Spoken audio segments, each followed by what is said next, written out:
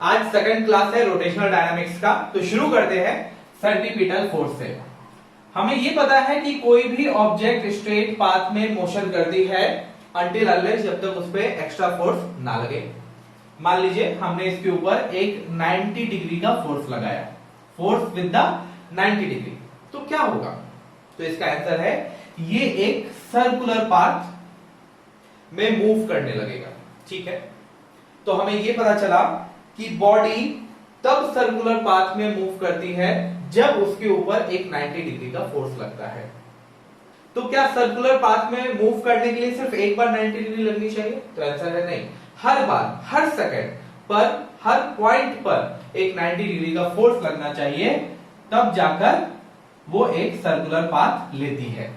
अच्छा ठीक है, तो अब जो ये एक फोर्स लगा 90 डिग्री पे, हमें एक नाम देने की बारी आई। इसका क्या नाम दे? तो नाम हुआ सेंट्रीपिटल फोर्स।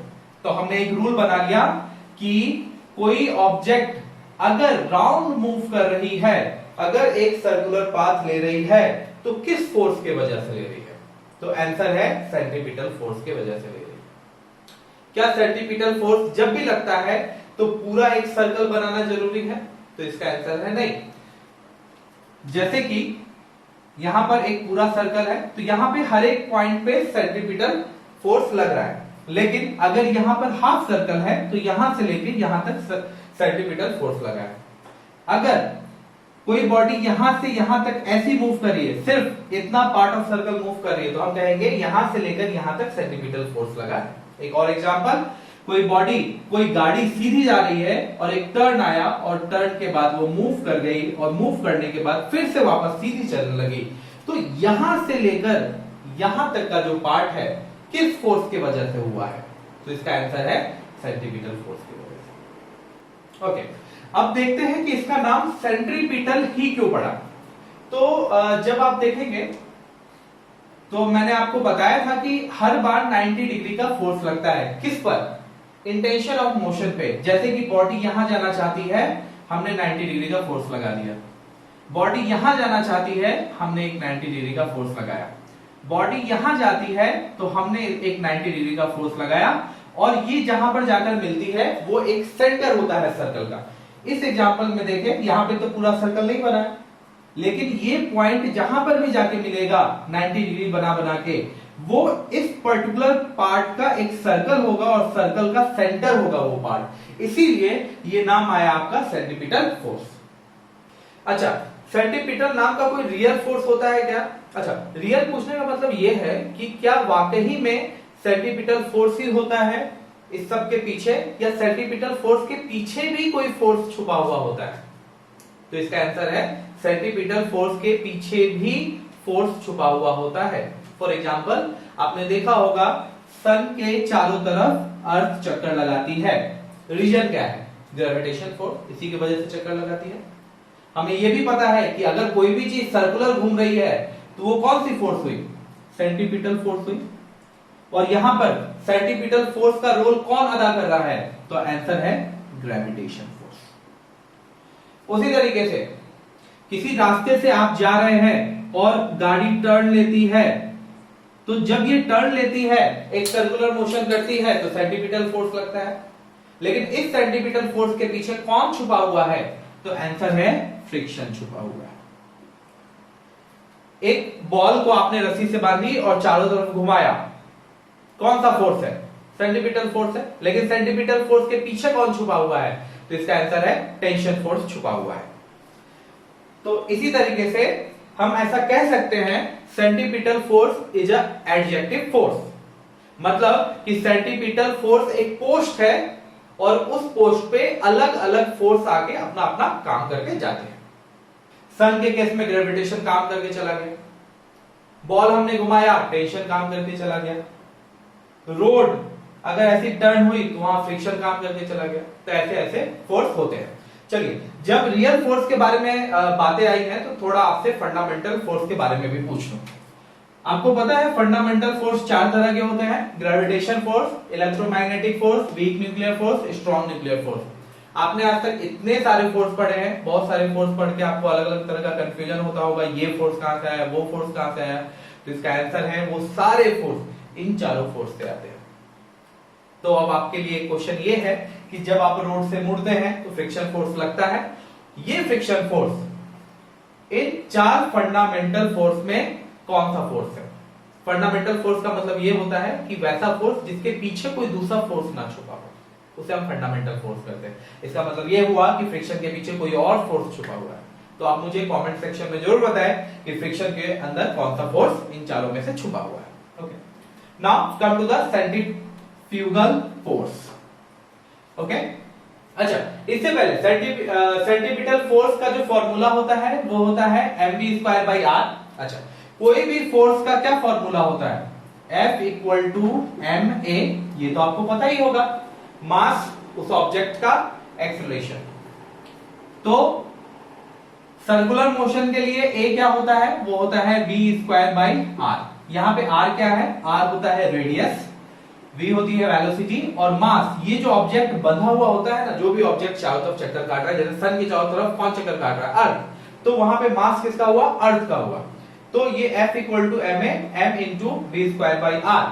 और सेंट्रीपिटल फोर्स में जो फोर्स है अंदर की तरफ लगता है, जो 90 डिग्री मैंने आपको बताया था ना, ये फोर्स नीचे की तरफ लग रहा है। तो जैसे ये 90 लगी, किधर लगी?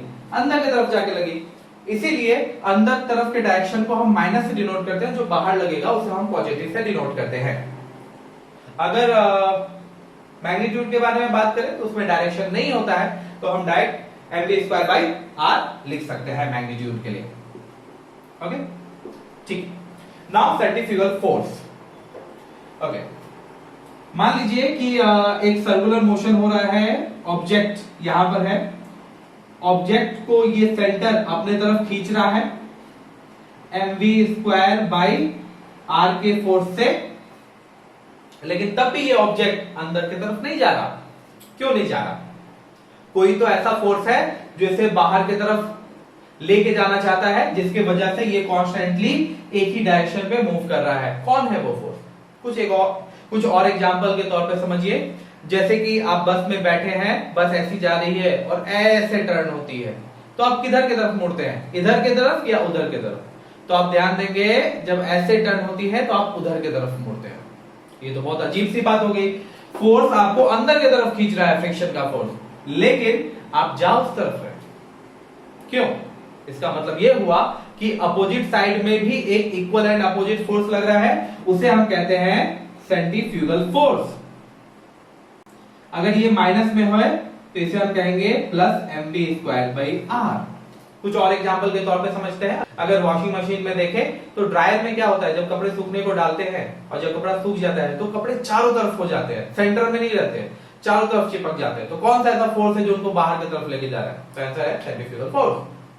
कोई भी ऐसी राउंड वाली चीज आप घुमाइए और उसके कोने में सिक्का रखिए, तो क्या होगा? घूमती रहेगी, जैसे ही आप सिक्का रखेंगे वो सिक्का बाहर की तरफ चला जाएगा। कौन सा फोर्स लग रहा है? Centrifugal force. तो चलिए, इसी के साथ कहानी में होता है ट्विस्ट शुरू। क्या सेंट्रीफ्यूगल फोर्स एक रियल फोर्स है? आंसर है नहीं। कुछ भी कर लीजिए, आंसर है नहीं। सेंट्रीफ्यूगल फोर्स एक रियल फोर्स नहीं होता, ऐसा कोई फोर्स नहीं होता। अच्छा ठीक है, अगर नहीं होता तो अभी जो चीजें मैंने बताई, जब रास्ते में हम मुड़ते हैं तो उस तरफ क्यों जाने लगते हैं? वॉशिंग मशीन में कपड़े आउटर साइड में क्यों जाते हैं? अगर किसी घूमती हुई डिस्क में हमने उसके साइड में कोई सिक्का रखा तो वो बाहर की तरफ क्यों चली जाती है? ऐसा तो होता है ना। अगर ऐसा होता है तो कोई फोर्स होता होगा, लेकिन अब मैं कह रहा हूं कि सेंट्रीफ्यूगल फोर्स जैसा कुछ होता ही नहीं है। तो इसका आंसर यह है कि फोर्स तो है, लेकिन वैसा नहीं है जैसा मैंने आपको बताया है।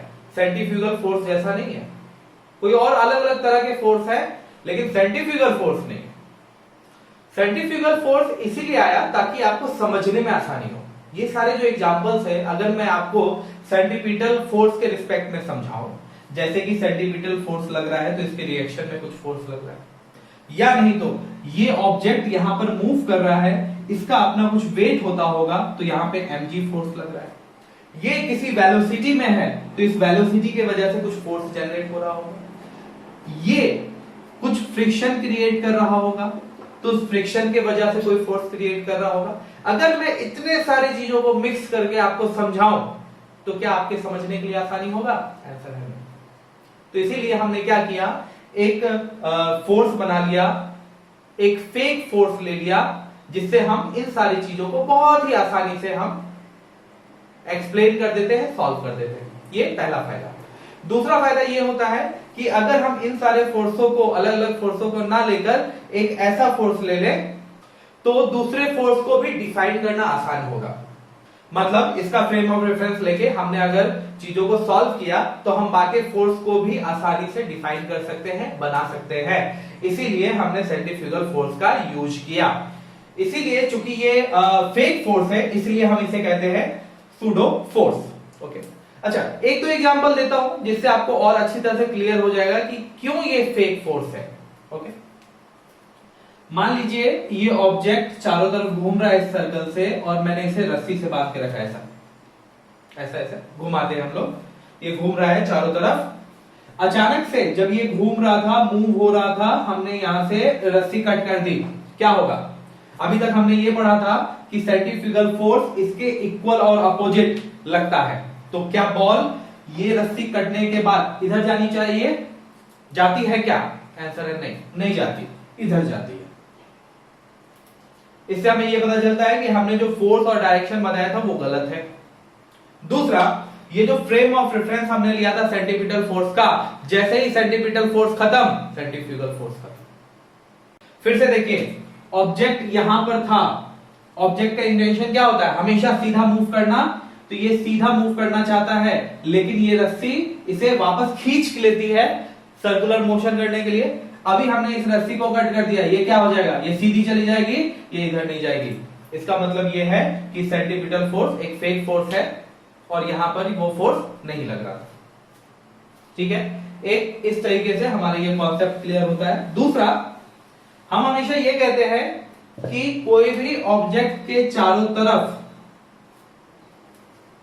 एक सर्कुलर मोशन होता है। आई मीन कोई ऑब्जेक्ट चारों तरफ एक सर्कुलर मोशन करता है, वो या तो अंदर या बाहर क्यों नहीं जाता? तो हम कहते हैं कि सेंट्रीपिटल फोर्स जितना उतना ही सेंट्रीफ्यूगल फोर्स, इसी के वजह से ये ऑब्जेक्ट जो यहां पर है अंदर की तरफ नहीं जाता, एक खास रास्ता मेंटेन करता है।